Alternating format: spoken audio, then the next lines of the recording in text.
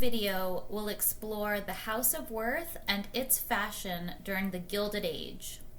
Charles Frederick Worth was born in October 1825 in the Lincolnshire market town of Bourne to William and Anne Worth.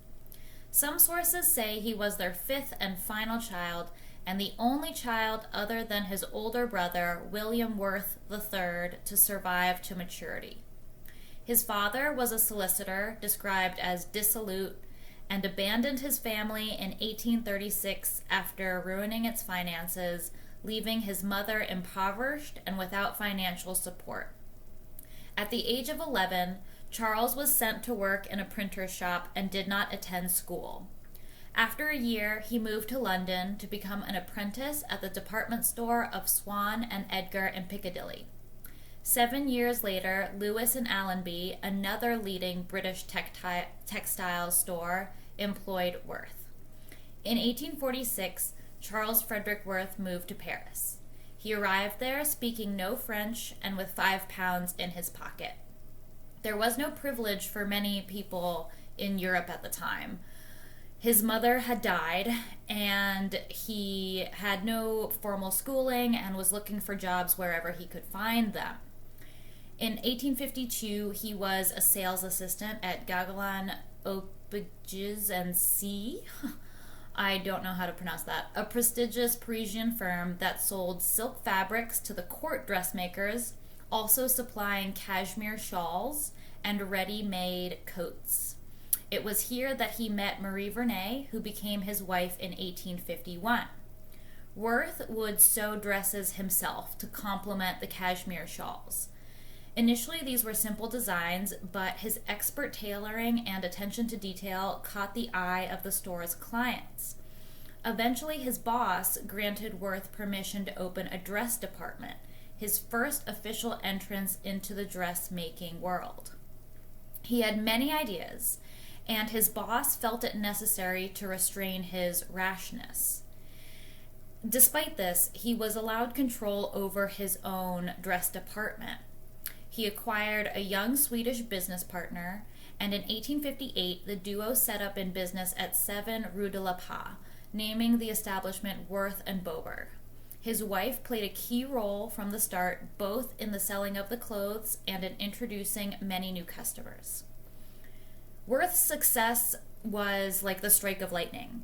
In 1860, he designed a ball dress for Princess de Metternich, which was admired by the French Empress Eugenie, who asked for the dressmaker's name and demanded to see him the next day. He promptly replaced Madame Palmyre as the favorite designer and dressmaker of the Empress. Empress Eugenie loved her clothing, and when it was time to attend the opening of the Suez Canal, she asked Worth to design her 300 dresses. Worth offered a new approach to the creation of couture. He offered a plethora of fabrics. He had an expert in draping, and he was an expert in tailoring. Within a decade, his designs were recognized internationally and in high demand. By the 1870s, they appeared in fashion magazines and were read by wider society. Empress Eugenie influenced other members of European royalty, such as Empress Sissi of the Austro-Hungarian Empire, and Worth designed both of their court dresses seen here.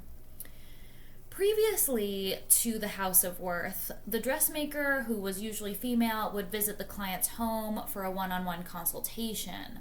Worth shifted this focus to a salon outside of the home, and so he created this social meeting point for society figures. It may be because of this that his work expanded to actresses. So Lily Langtry was a British actress and also a lover of the Prince of Wales, and she appeared in Worth gowns on the stage. This enhanced her stage appeal. Worth's wife was his early model in the 1850s, but he also used live mannequins in order to promote his gowns to clients. He started with 50 staff, but swelled over time to 1,200 staff. And so clients such as Sarah Bernhardt, who was another British stage actress, were able to get the attention they needed. A Worth bodice might have up to 17 pieces of material to ensure a good fit on the wearer. Seamstresses were assigned to different workshops where they specialized in making sleeves, stitching hems, or skirt making. Most of the sewing of Worth garments was by hand, although he did use early sewing machines. Worth was constantly on call to his clients, which included Empress Eugenie. His work being displayed by actresses such as Sarah Bernhardt ensured that he had a public stage for his gowns. A note on Sarah Bernhardt: she was a friend to Oscar Wilde, but unfortunately turned her back on him during his trial, and when he died in poverty in France, she never sent him any money, even though he asked her to. So, and you can listen to more about Oscar Wilde and his friendships on my channel. Worth himself adopted a distinctive dress, which included a hat, fur-trimmed cape, and cravat. He was referred to as the Napoleon of costumiers. He paid a special attention to his masquerade gowns. At this time, it was common for women to have several gowns they would change into during the day. Everything from walking dresses to tea dresses to evening gowns and party dresses, especially those made for costume masquerades, were very popular. Worth, similar to Aubrey Birdsley, who you can learn about on my channel, wore gray and yellow. He wore a flowing gray robe that fell to his heels, lined with pale yellow, with a deep vest to match, and numerous other overlapping appliances that modified and gave elegance to a costume as unique as it was comfortable. Visitors described Worth as not a bit Frenchy, and noted that he was of medium height, strongly but not stoutly built, with a dark mustache, and had the appearance of a man who lived temperately. Worth encouraged his sons to get involved in his family business.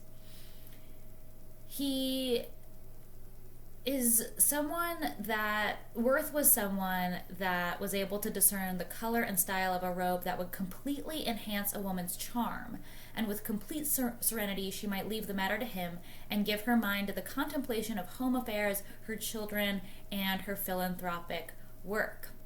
Worth appeared in cartoons. For example, an 1875 cartoon had two ladies looking down at a concert hall and saying, "I told you it was a dress from Worth's. I know the look." Worth encouraged local business, and so he turned his attention to encouraging the struggling French silk industry during the Second Empire of France. He was very patriotic. He turned his salon into a military hospital during the siege of Paris, and even though he experienced a financial downturn in the 1880s, he was committed to local cloth, and he was also committed to local designs. And so we see in his work a focus on nature, a focus on native plants such as the oak. We see a focus on animals, peacock designs, animalistic designs, and all of this was intended to create the most beautiful figure for the woman. Worth established characteristics of a modern couture house by the late 1880s. He had twice annual seasonal collections and brand extensions through the franchising of patterns and fashion plates. Worth never wanted to make an industry that was not accessible to people that were poor. He wanted to create beautiful clothing for anybody and everybody. His franchising of patterns ensured that poorer women could sew the clothing themselves. Worth's sons, Gaston and Jean, who had joined the business in 1874 to help with management, finance, and design, became increasingly active because Worth started to develop migraines in his later years. In 1895, he died of pneumonia at the age of 69. He was celebrated enough to receive a variety of obituary notices. This is someone who was considered a liberal contributor to French charities, and his work was so valuable that people hung on to it, and you can see it in many of the grand museums across the world today. You can see it in the Met. You can see it in, fashion museums. The Philadelphia Art Museum has Worth gowns. You can even still buy Worth gowns today. That's how many the House of Worth made. Worth established the House of Worth, and the gowns were readily recognizable due to their sewn-in tags with the Worth name. As far as we know, the House of Worth was the first to do this. By 1897, Worth embraced technology, and clients could order a garment by phone, mail, or visiting one of the Worth branch stores in London, Cannes, or Biarritz. American customers were not exempt, and American customers would often travel to Paris and France for fashion, but they could also order by phone. He displayed his garments at the 1900 Exposition Universelle in Paris and at other great worldwide exhibitions. So he did not want to exclude any kind of woman from his dressmaking. In 1956, the House of Worth amalgamated with the fashion house of Paquin and donated 23,000 drawings of dresses to the Victoria and Albert Museum. So these designs aren't going away. These designs exist in fashion houses, in museums, in archives, and they are readily accessible. It should be noted that the House of Worth was able to be a family business until the 1960s and 1970s. And so it was his Worth's great grandson who unfortunately had to sell the business. And currently the House of Worth, it has been revived, and it still exists, and one of its focuses is perfumes. So the original House of Worth was a couture dressmaking shop and focused on dresses.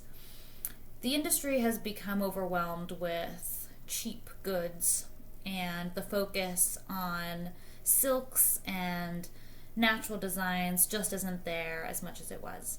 Despite this, the House of Worth continues to sell perfume, and we may see it reinvent itself. Who knows?